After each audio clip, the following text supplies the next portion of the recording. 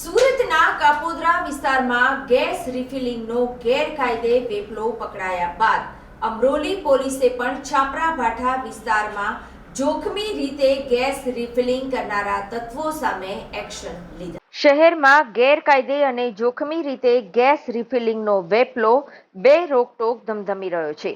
અનધિકૃત આ ગોરખ ધંધાને કારણે આગ લાગવાના અને જાનહાનિ થવાના કિસ્સા પણ બનવા પામ્યા છે। શહેર આખામાં ધમધમતી આ ઇલીગલ પ્રવૃત્તિ સામે પોલીસ તંત્રએ લાલ આંખ કરી છે। કાપોદ્રા પોલીસે આ મામલે સપાટો બોલાવ્યા બાદ અમરોલી પોલીસ ત્રાટકી છે।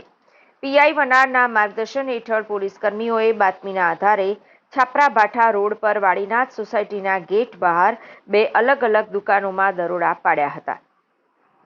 બંને દુકાનોમાં ગેરકાયદેસર ગેસ રિફિલિંગનો વેપલો ચાલતો હતો। પોલીસે બંને દુકાનોમાંથી અલગ અલગ કંપનીના નાના મોટા 48 ગેસના બાટલા, 2 ઇલેક્ટ્રિક વજન કાંટા અને ગેસ રિફિલિંગ માટેની 2 નળી કબજે લીધી હતી।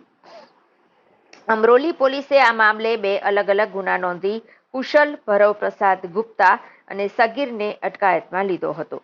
પોલીસે ખટીક સહિત 2ને વોન્ટેડ જાહેર કર્યા હતા।